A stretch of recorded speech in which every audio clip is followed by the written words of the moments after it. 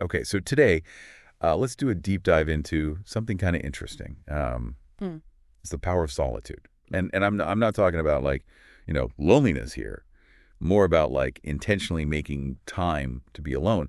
We've got some excerpts from an interview with Renuka Gavrani. Okay. She's the author of The Art of Being Alone, and she's got some really cool thoughts on this whole thing. It's funny how we often think of solitude as a bad thing, but it can actually be like a huge source of creativity and self-discovery too. Yeah, totally. And Gavrani's own story really shows this, I think. She talks about how she used to feel like a total outsider, Yeah. struggling to fit in, and she found comfort in books, which a lot of us can relate to. But for her, it was more than just escapism. It was Mm. like books showed her that solitude could be powerful and Uh, inspiring too. Yeah, and it's really interesting how she connects her own experiences to those of famous thinkers and artists throughout history. They actually looked for solitude, used it to fuel their creativity. Which makes you wonder how much creativity we're holding back Hmm. by always surrounding ourselves with like noise and distractions, right? Yeah. Gavrani says it's in those quiet moments Uh-huh. where we're free from all that outside input Yeah. that we can tap into our own unique thoughts and ideas. She makes a really cool point about how the media shapes our view of solitude, too. Yeah. Think about it. How often do you see movies or TV shows portray solitude in a good way, almost always linked to, bad guys or outcasts? It's so true. It's like we've been trained to think being alone is the same as being lonely Mhm. or even like suspicious. And Gavrani says this can be really harmful, especially for young people who are still figuring out who they are. Yeah, and it's not just fictional characters. Even in, the self-help world, there's this constant pressure to find your person, as if being single is just a temporary thing Yeah. and not something you'd want to be. Like you need someone to complete you. I Yeah. always thought that phrase was a little strange. Shouldn't you feel whole and complete on your own first? Exactly. And that's where Gavrani's message really hits home. It's about learning to accept yourself and finding happiness within instead of looking for it from other people. Yeah.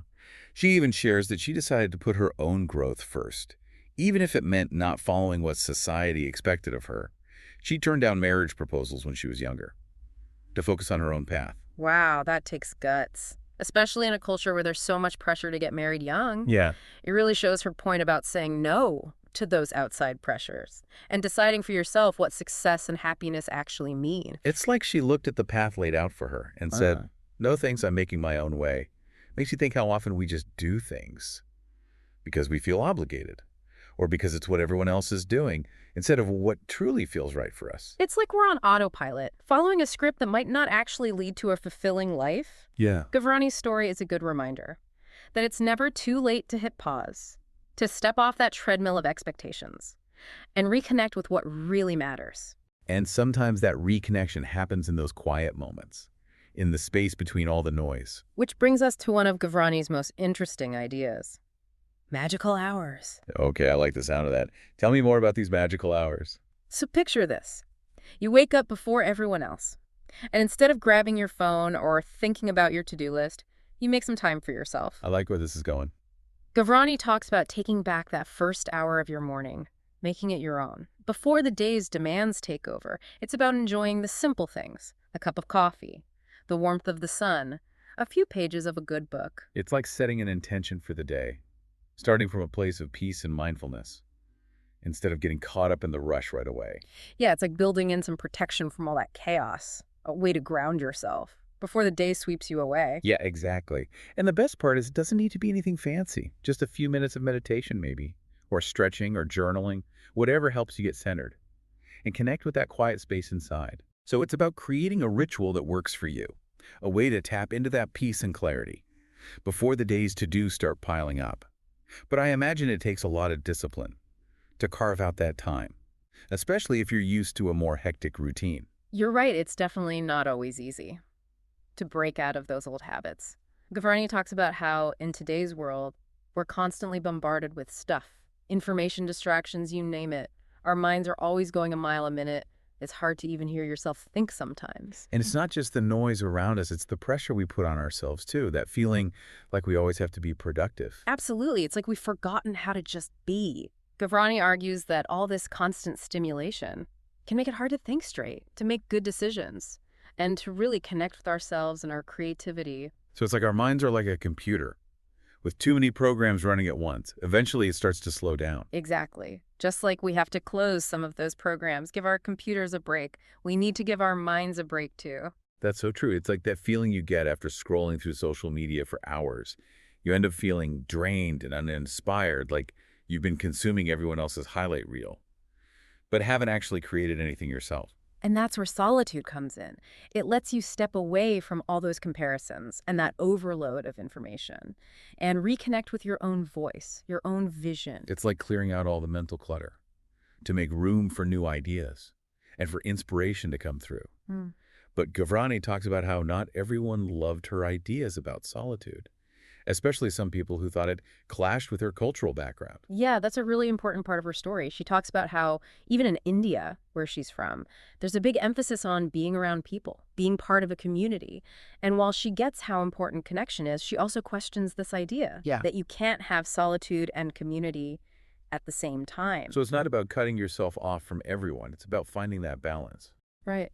She even says some people question why she'd write a book about solitude at such a young age, like it was something only older people should think about. Which is interesting because, in a way, it feels even more relevant now, Yeah.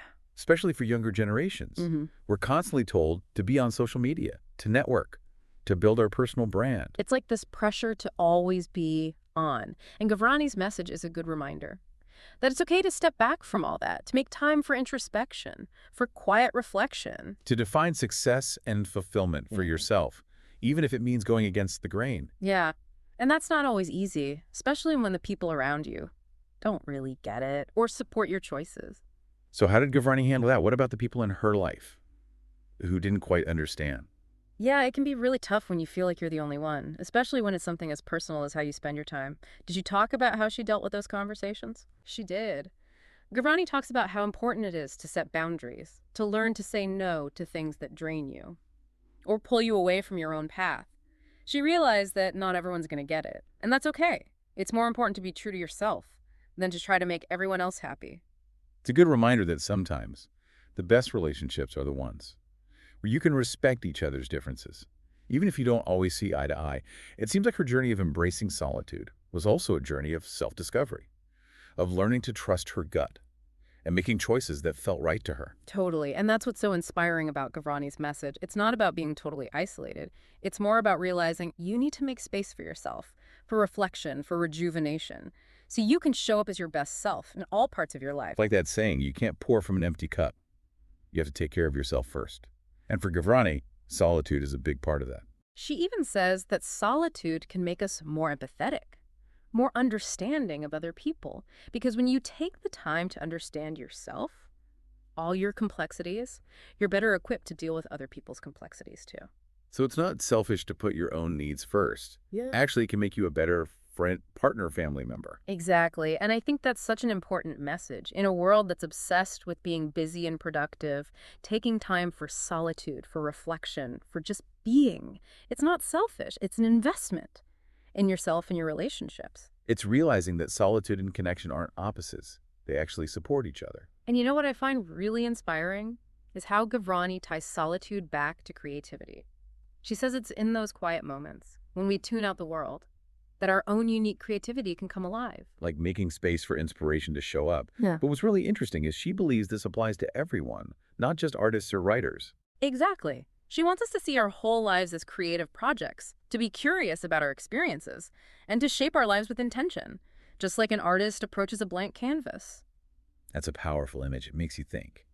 If you could paint your life without fear, what would you create? That's the question Gavrani leaves us with. She wants us to see our lives as works of art, shaped by our choices, our experiences, those moments of solitude. So to everyone listening, what will you add to your life's masterpiece? What colors, textures, stories will you bring to it? And how will you use the power of solitude to tap into your own creativity and live a life that's truly yours? Until next time.